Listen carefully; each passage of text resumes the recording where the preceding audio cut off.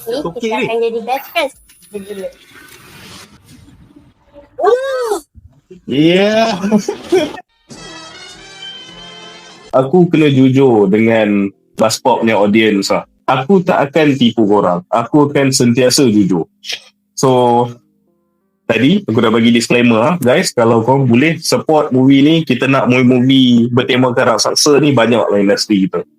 Now, aku pergi ke pendapat peribadi aku. Bukan on the movie, on apa yang aku nampak from the trailers. Kita tahulah ni standard filem Malaysia kan. So, kita discount lah dengan VFX tu sekian-sekian kan. Tapi aku, unfortunately, I cannot do that.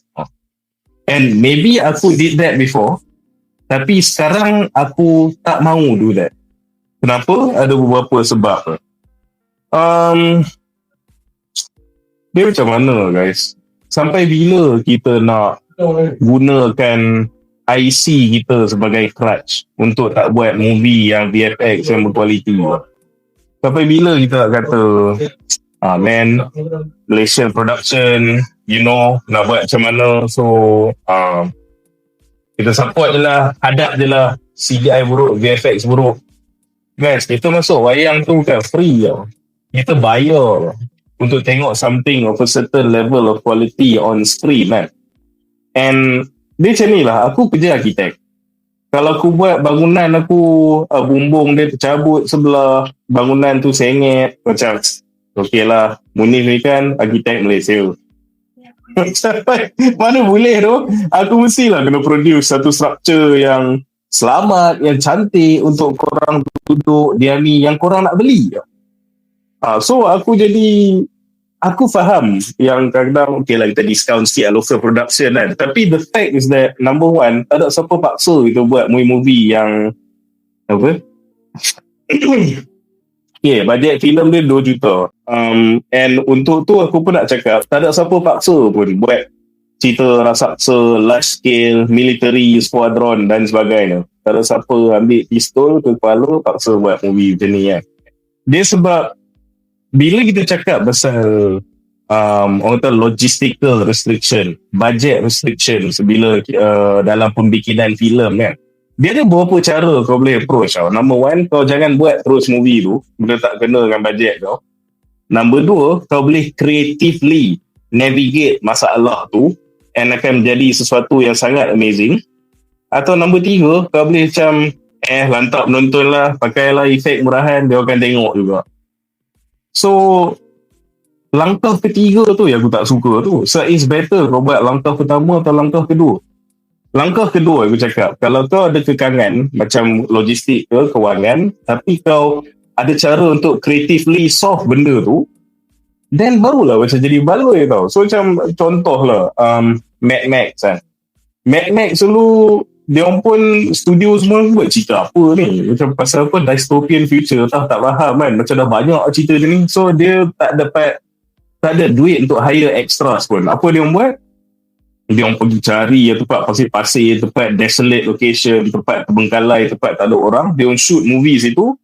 Terus jadi dia trademarknya Mad Max punya dystopian future punya vibe sampai up until beberapa tahun lepas pun dia buat lagi movie Mad Max. Benda tu sebab jadi legend sebab dia ada kekangan kewangan tapi dia settle benda tu creatively. Dalam video game pun sama, Silent Hill. Dia developer buat Silent Hill dulu pun ada kekangan bajet juga.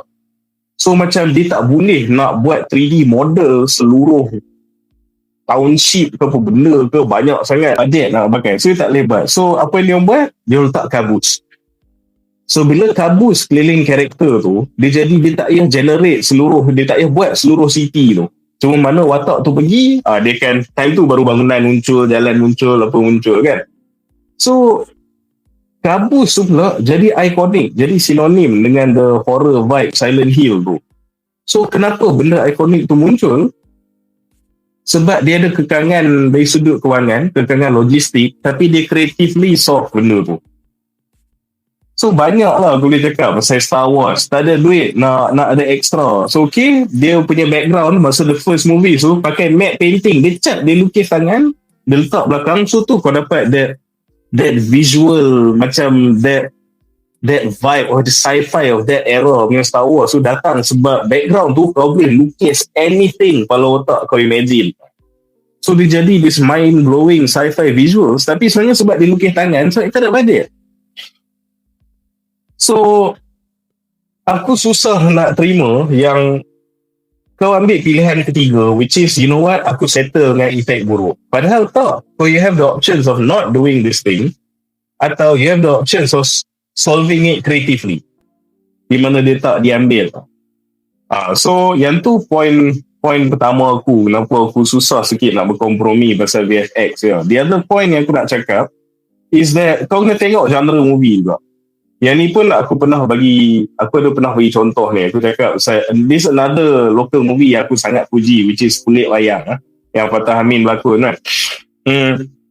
Kulit Wayang movie dia pasal apa? Dia pasal suasana yang sangat seram, misteri, yang wayang kulit patung-patung tu buat benda pelik orang ke tak? Benda ni makan darah ke tak? What's going on? Kampung ni kenapa semua orang macam pelik semua kan? So dia ada satu scene tu macam masa dia nak cross daripada screen wayang kulit tu pergi ke alam lain, CGI dia nampak macam sporty, lemah sikit situ kan. Benda tu aku discount lah, sebab that's not what the movie is about. And scene tu kejap dia, and macam kenyit mata tengok, okay lah, whatever lah. Dia movie tu mahal pasal lakonan, suasana dengan dia punya set, dengan dia punya plot. Tapi movie macam ni, disaster movie ke creature feature, it's all about the visual effects. Macam mana kau tengok cerita tu, watak utama, plot, jalan cerita dia memang semua pasal Godzilla. Lepas tu Godzilla macam buat dengan Microsoft Paint. And here's the best part lah bagi aku. Kenapa aku refuse untuk orang kata kompromi pasal selera VFX aku is that daripada tahun 2016, contoh movie Ola Bola kan. Movie Ola Bola tu dia ada scene naik military punya helikopter. Dia orang pergi training dekat Bukit Berogak. Bila dah habis movie tu, aku balik tengok behind the scenes, baru tahu semua tu CGI, and aku tak perasan langsung. Lepas tu bila dia punya final battle kita lawan dengan Korea Selatan dekat Stadium Decor tu, stadium tu dia siap, this one dia edit tau, dia tambah seating bagi Stadium Decor tu nampak lagi tinggi lagi. Aku tak perasan yang tu semua macam dia edit tau. Guys, tu 2016. Lepas tu baru ni Fantastic Four cakap lah, adalah orang Melayu jadi animator Fantastic Four. Lepas tu sebelum ni, ada this Malaysia punya VFX studio, dia animate laut untuk cerita Life of Pi. Life of Pi tu lagi lah tahun berapa punya cerita. So lepas tu kau tak cakap lah apa yang Sofiang duk buat. Tak pun all these YouTubers duk buat benda kat video dia orang kan. So aku macam, bila aku tengok banyak anak muda and memang bakat-bakat tempatan and studio-studio tempatan, banyak boleh buat macam level Hollywood punya visual kan, or at least macam level yang acceptable. So aku tertanya lah, kenapa benda yang kita nampak orang lokal dekat tempat lain ke apa, dia boleh produce macam tu, but not for our feature film. So kau Bro, duit bro. Bajet pun dah 2 juta, apa benda kau nak harap? Bajet 2 juta je. Yelah. So macam aku cakap lah, then betul lah. So every time macam filem Malaysia ni, then kita akan balik pada bajet. So bila balik pada bajet, itu yang aku bagi option tu. Satu, kau tak payah buat. Atau second, kau approach in a creative way lah. So contoh lah, kau nak bagi example lah, macam yang ni lagi lah. Okay, maybe kau cakap apa ni benda compare dengan Hollywood. Aku takkan compare dengan Hollywood, aku compare Southeast Asia. So kita as an industry, kita at least patut compete dengan kita punya Southeast Asian neighbours. Betul lah, aku tak rasa ni benda yang salah untuk aku cakap. So macam contoh, aku ambil contoh dekat Netflix, kau boleh tengok The Line. Aku rasa tajuk dia The Line ke The Circle, aku tak ingat lah. Dia Singapore punya monster movie. Dia monster movie dia pasal dia pandai, dia letak ada benda yang di dalam MRT. Dalam MRT line tu, ada satu section MRT line tu, kat line tu ada benda itu duk makan orang, duk attack dia punya kereta api. So walaupun movie tu pun barai juga, walaupun dia punya CGI pun lemah juga, tapi dia ada the sense untuk macam dia tak buat lah benda tu macam gila-gila babi, big scale military. Dia buat benda tu dalam subway. So dalam subway kau boleh letak lah model raksasa tu dalam gelap, Lepas tu just tunjuk dia punya tangan dia yang buat the practical effects datang sikit ke apa yang tu. So this is orang kata macam kau solve problem tu creatively. Macam kekangan kewangan tu tak menghalang creativity. Lepas tu another one yang ni pun Singapore joint venture dengan Indo, Jepun, UK yang tu kan Netflix. Kalau tengok nama Netflix Monster Island, tajuk dia Orang Ikan. Orang Ikan ni pun dia bukanlah macam kata gila babi the best movie juga. Banyak juga benda kau boleh kritik pasal movie ni. Tapi kalau strictly cakap pasal VFX kau tengok yang ni lagi lah. Kalau CGI tu mahal sangat. Kalau kau buat CGI akan nampak macam Microsoft Paint punya buat. Kau pakai lah macam rubber suit. Macam Ultraman punya kaiju suit apa itu kan. Dalam cerita Orang Ikan, si Orang Ikan tu at least kau nampak lah tekstur dia sikit, lendir dia, mata macam siap dia punya fin belakang tu bergerak-gerak lah apa semua. So yang ni pun Singaporean je punya production. So cerita dia pun simple je pasal orang askar British, askar Jepun World War II tersadai kat pulau ni, pulau tu ada benda kan, Orang Ikan tu. So walaupun kau boleh komen macam-macam pasal cerita dia, tapi kau tak nampak macam dia visually memalukan.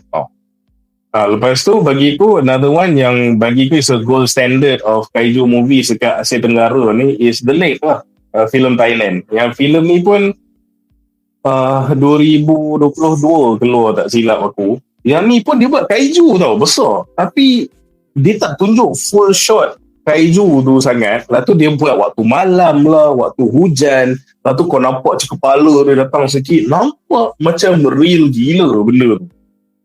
Aku tak rasa bajet dia pun 200 million macam apa. Tapi dia pandai lah dia guna malam. Buat efek hujan sikit. So sorok sikit. Nampak portion yang dia pun actually build kepala benda tu, build tangan benda tu.